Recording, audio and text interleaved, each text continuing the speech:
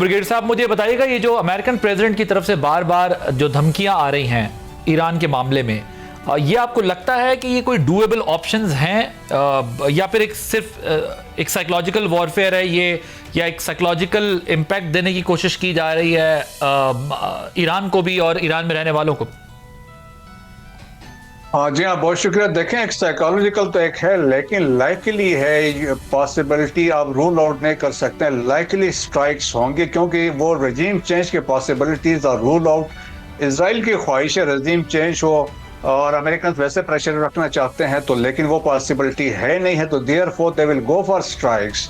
और स्पेशली जो ऑलरेडी इन्होंने जो चीज़ें डिसाइड की हैं, क्योंकि जिस तरीके से सिचुएशन बिल्ड इन्होंने की है और जिस तरीके से जो ट्रम्प का जो लास्ट ट्वीट है, जिस तरीके हम आ रहे हैं, तो इसका मतलब है कि वो चीज़ें हैं और आर्मी ने, मिलिट्री ने उसकी ऑलरेडी प्लानिंग की है। देखें, B-52 जहाज मूव कर दिए हैं, B-52 मूव हो गए हैं, रिफिलिंग जहाज वहाँ से already they are in the reason.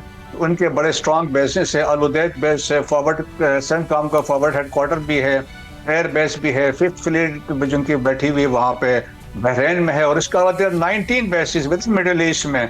सो वो वहाँ पे बड़े स्ट्रेंथ में वहाँ पे ऑलरेडी बैठे हुए। सो लाइकली है कि वो स्ट्राइक्स करेंगे, दे विल गो फॉर, जिस तरीके से लाइकली है they will go for military and political leadership के पीछे जाएंगे। Second, they will hit the nuclear programme जो साइट से, उस पर भी पीछे जाएंगे। Third, they will go for economic जो इंस्टॉलेशन साइट से, रिफाइनरीज होंगे और जो पाइपलाइंस जो होती हैं फ्यूल के, वो उसको भी टारगेट करेंगे। दे will go for command and control centres of revolutionary guard core के हैं, या फिर इनकी जो आर्टिश, इनको मैन आर्मी है, उसके पीछे जाएंगे। तो they will try to paralyse Iran, वो करेंगे। लेकिन आई बिलीव कि स्ट्राइक्स जरूर वो करेंगे, क्योंकि पीछे वो हटेंगे नहीं।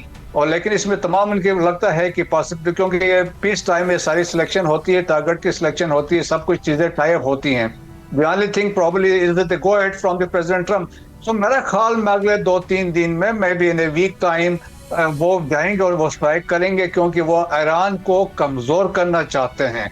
क्योंकि देखें कि ईरान में रजीम चेंज तो नहीं कर सकते हैं, बिकॉज ऑफ ईरान की अपनी स्ट्रेंथ है, आइडियोलॉजिकली इतने वो डीप हैं, और फिर ये है कि डीपली हम कह सकते हैं दे आर इंट्रेंच, तो वो उसको रजीम चेंज कर नहीं सकते हैं।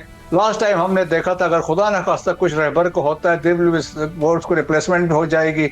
लास्ट अगर आपने देखा 12 दिन की जंग में तमाम लीडरशिप को असैसिनेट किया, so they were replaced within 24 hours.